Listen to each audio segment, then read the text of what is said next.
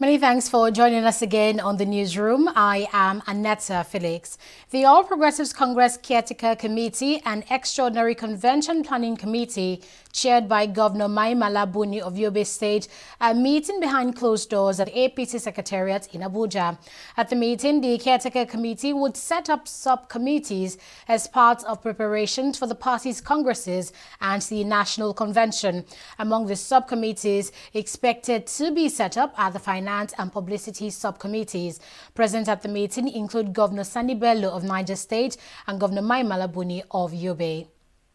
A federal high court sitting in Abuja has awarded the sum of 15 million naira against the Nigerian police over the alleged killings of 3 members of the Islamic movement in Nigeria. In the ruling on Monday, Justice Taiwo also ordered the National Hospital Abuja to immediately release the 3 corpses in its morgue. Suleiman Shehu, Mahdi Musa, Biliaminu Faska and Askari Hassan were allegedly killed by police officers at the Federal Secretariat Abuja on July 22, 2019 during a peaceful protest to demand the release of their leader Ibrahim Ozakzaki and his wife Zinat. Justice Taiwo said each of the applicants must be paid a sum of 5 million naira each as compensation for the killings. The judge, however, did not grant the prayer that the Nigerian police should tender an apology in 2 national newspapers. 317 Nigerians stranded in the United Kingdom as a result of the COVID-19 pandemic have returned to Nigeria. The Nigerians in Diaspora Commission NIDCOM announced that the federal government evacuated its citizens via an Air Peace flight, which touched down at the Nnamdi Azikiwe International Airport at about 9:50 p.m. on Sunday. The returnees include 9 infants. NIDCOM noted that 175 of the evacuees would disembark in Abuja and the remaining 142 would proceed to the Murtala Mohammed International Airport in Lagos. According to the agency, all the returnees tested negative to COVID-19 and will proceed on a 14-day self-isolation as mandated by the Nigeria Center for Disease Control, the Federal Ministry of Health, and the Presidential Task Force on COVID-19. The Independent National Electoral Commission has set certain criteria that must be met by political parties before holding public rallies for the Edo and Ondo state governorship polls. Addressing newsmen in Abuja on Sunday, Festus Okoye, INEC's National Commissioner and Chairman for Information and Voter Education, said political parties must give INEC a 7-day notice before holding any rally. Okoye said the criteria is aimed at preventing the spread of COVID-19 at the rallies. He added that INEC had informed political parties that their guidelines for campaigns must conform with the NCDC protocol, including social distancing and the use of face masks. He also reminded political parties that the submission of names of candidates for the Edo State governorship election ends on Monday, advising all political parties participating in the September 19th poll not to wait till the last minute before submitting their list of candidates. Adams Oshiomhole, former national chairman of the APC, says he's accepted the decision of the party's National Working Committee to dissolve the NWC, which he led.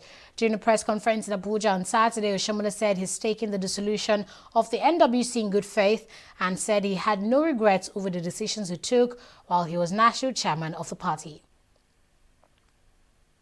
The United States has indicted 11 more Nigerians for their alleged involvement in over $6 million bank fraud.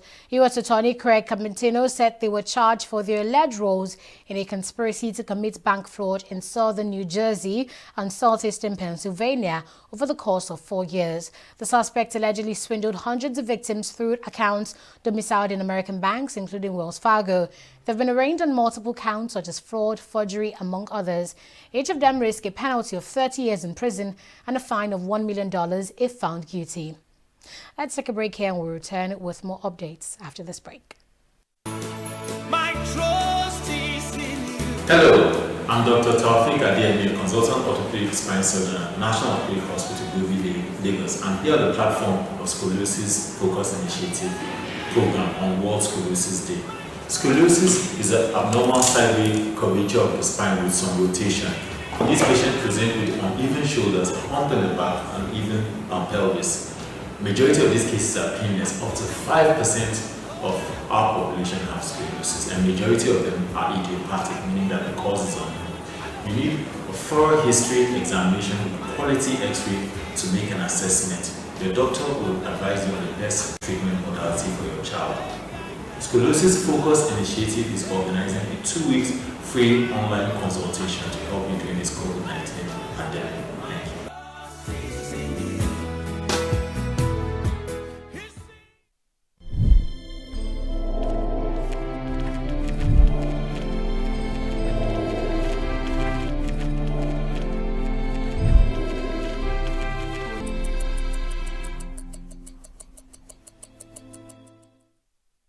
President Muhammadu Buhari has received a briefing from the Presidential Task Force on COVID-19 in the State House.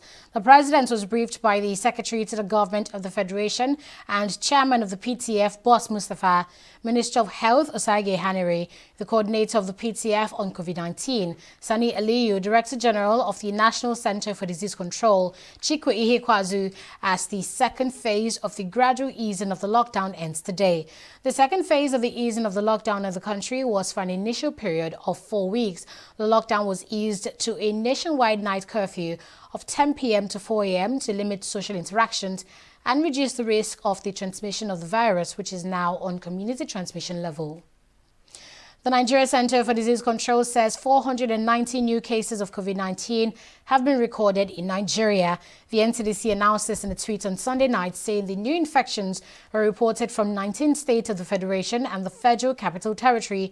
The new cases brings Nigeria's COVID-19 toll to 24,567, with 382 more patients successfully treated and discharged. However, the death toll from the disease has risen to 565, indicating a total of 7 new deaths. The good news, according to the NCDC, is that 9,007 coronavirus patients have recovered in Nigeria.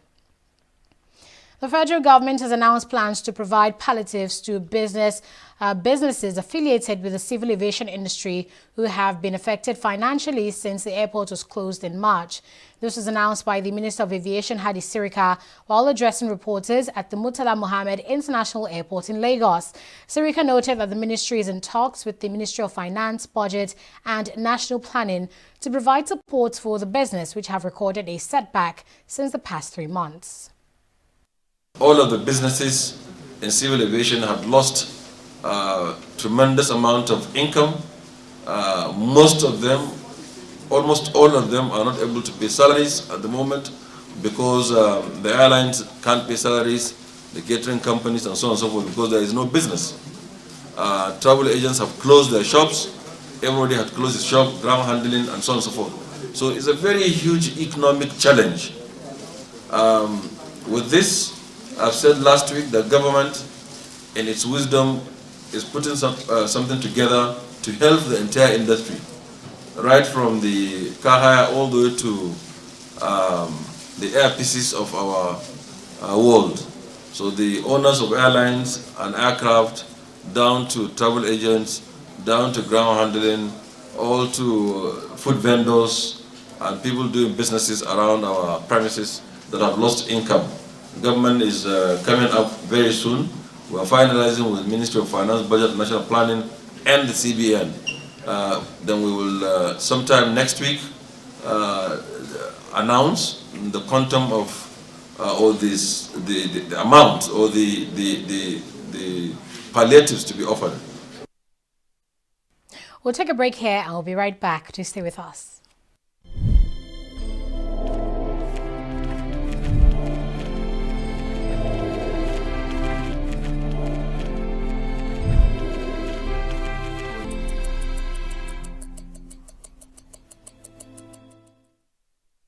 As the Nigerian government prepares to lift the ban on air travel, the federal government has been reeling out new measures passengers must adhere to upon the resumption of flight activities. Minister of Aviation Hadi Sirika made this known while addressing newsmen at the Murtala Mohammed International Airport in Lagos. The minister said all passengers traveling abroad through the international airport must arrive the terminal 5 hours before the flight's takeoff, while passengers using the local airport should arrive 3 hours ahead of time. The Nigerian airports have been shut down for more than 3 months to avert the spread of the COVID-19 pandemic. Sources of contamination must be reduced greatly. We must become socially distant as evident by all our seats in our departure and arrival halls and our queuing places. You would see that physical distancing is established by marking the floors and by marking all areas, including that of ticketing and that of the place where you get checking in, where you get your boarding passes. So you will come to the airport, right from where you are dropped off in a taxi or in your car. You begin the physical distancing right there. Even the cars are distantly put together where they park. So you come out, you join a queue with your bag, you approach the departure hall, your bag will get decontaminated before it gets in. You wash your hands, and then your temperature is taken, and you follow the queue. And in most of our airports, we will provide a clean polythene bag where you put all your belongings, like your phones, your wristwatches, and all those, and no one will touch them. You put them on the machine, it gets scanned, and you pick it at the other end, and one person at a time.